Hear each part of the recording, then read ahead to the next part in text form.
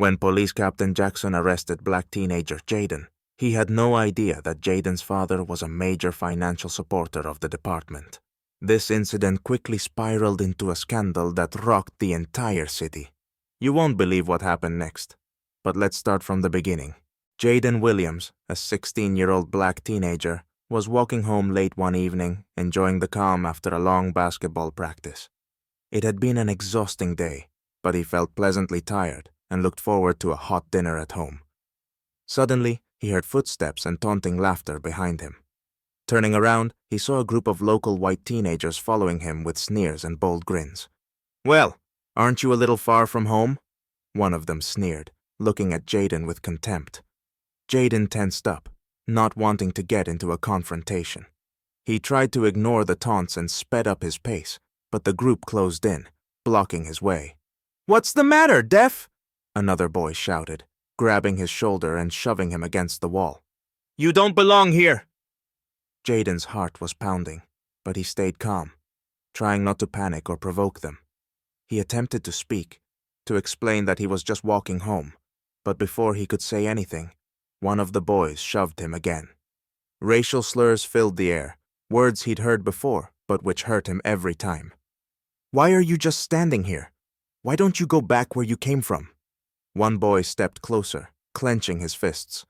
Unable to hold back any longer, Jaden tried to defend himself, but this only made them angrier, and the situation quickly escalated into a fight.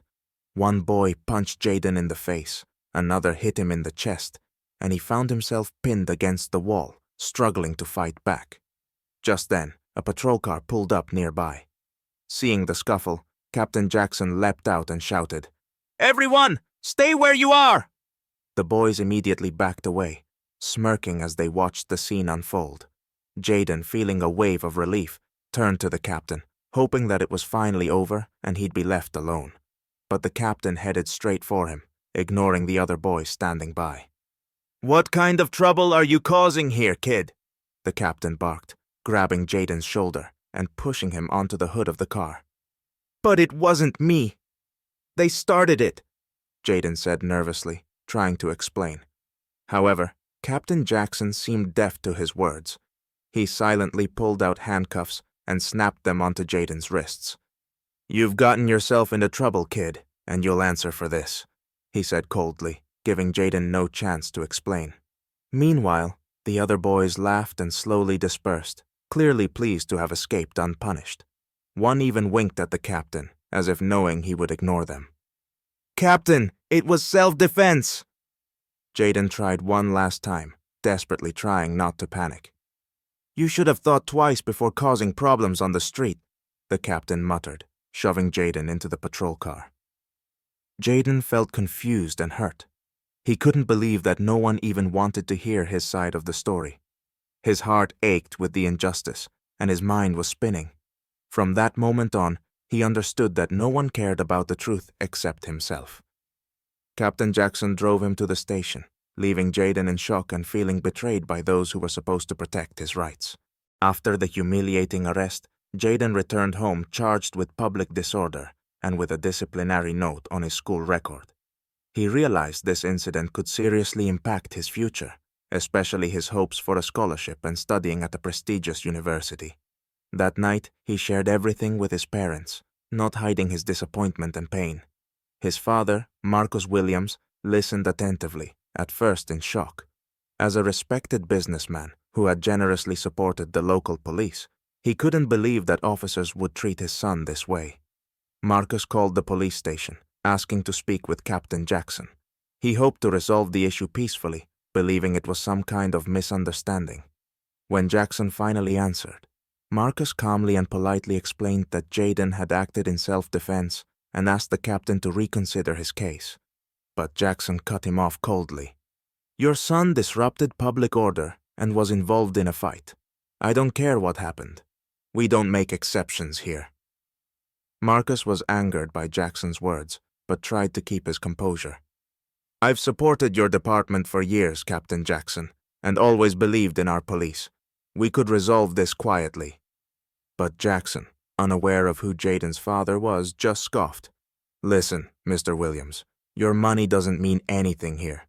Maybe your son should remember that the law applies to everyone."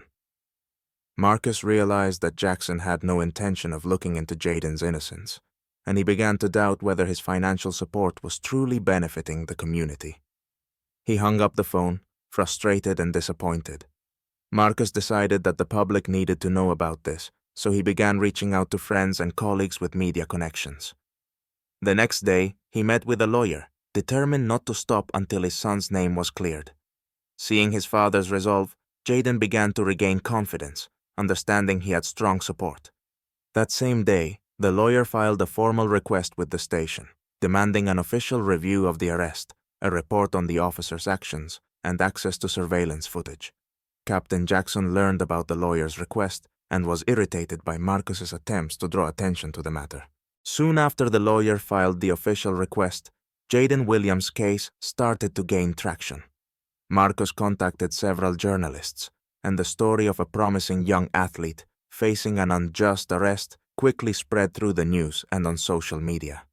People started sharing posts under the hashtag #JusticeForJaden, demanding a fair investigation.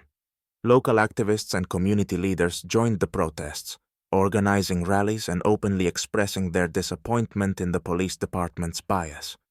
Captain Jackson tried to keep the situation under control, issuing statements that the police had acted within their rights and calling on the community to trust law enforcement. But Marcus had no intention of backing down. He soon reached out to a prominent local civil rights advocate, who agreed to take on the case and suggested holding a press conference to bring even more attention to the incident. At the press conference, held right outside the police station, Marcus spoke firmly to the assembled crowd. He explained how his son had fallen victim to injustice and racial discrimination, and that Captain Jackson had refused to even hear their side of the story.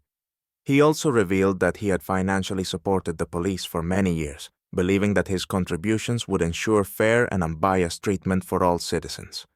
Marcus made it clear that his family was prepared to fight to the end. Marcus's words resonated widely, drawing attention not only from local media, but also national outlets. Major news channels began covering the story, and soon Jaden's unjust arrest was a topic of national discussion. The mounting pressure placed Captain Jackson in a difficult position, with both the public and his colleagues questioning his actions. In response to the growing outcry, the police department was forced to launch an internal investigation. As more details about Jackson's past incidents emerged, other black residents came forward, claiming that they too had experienced unfair treatment. The situation escalated, and residents organized yet another rally outside the police station, demanding that Captain Jackson be removed from his position and that a thorough review of his actions be conducted. Jackson's position grew more precarious with each new revelation, but he continued to resist, confident that his rank and authority would shield him. However, as additional evidence of bias and misconduct surfaced, it became clear that he could not escape the consequences. Under intense public scrutiny and media attention, Captain Jackson was summoned for an official hearing at City Hall. Marcus and Jaden Williams attended with their lawyer and a strong support group made up of local activists and community leaders. The atmosphere in the hall was tense. Many of those present were openly critical of the captain, holding signs with slogans like "Justice for Jaden" and "No racism in policing." Captain Jackson was asked to explain his actions on the night of Jaden's arrest. Confronted with the facts and surveillance footage that showed Jaden defending himself against an aggressive group of teenagers, it became difficult for Jackson to justify his actions. He tried to stand his ground, claiming that his response was motivated by public safety concerns. But under the weight of the evidence and pointed questions from the lawyer, his confidence began to falter. Marcus stood up and spoke resolutely. "I've supported this department for years to ensure the safety and justice of all residents, but I see that for some officers, bias has become the norm. If you, Captain Jackson, continue to justify your actions and ignore the truth, I will have no choice but to withdraw my support from this department." The room fell silent at Marcus's words. Jackson finally realized that Marcus was not just Jaden's father, but also a key financial backer of the department, and that the consequences could be severe not only for him, but for the entire police force. He nervously looked from Marcus to the lawyer, and it became clear that his position was becoming untenable. Under mounting pressure from the community and police leadership, Captain Jackson finally conceded. Though reluctantly, he agreed to publicly apologize to Jaden and his family, admitting that he had made a mistake. At the hearing, he announced his intention to resign voluntarily, which served as an implicit acknowledgement of his guilt. This victory became a triumph for Jaden and his family. The community rallied around them, expressing gratitude for their determination and steadfastness in the fight for justice. The police department later announced a review of its protocols aimed at eliminating racial bias, along with plans for regular anti-racism training for officers. Jaden regained confidence and found inspiration, realizing that his struggle had not only changed his life, but also shaped the future of his city. This story became a powerful example for the entire community, showing that persistence and belief in justice could indeed bring about systemic change.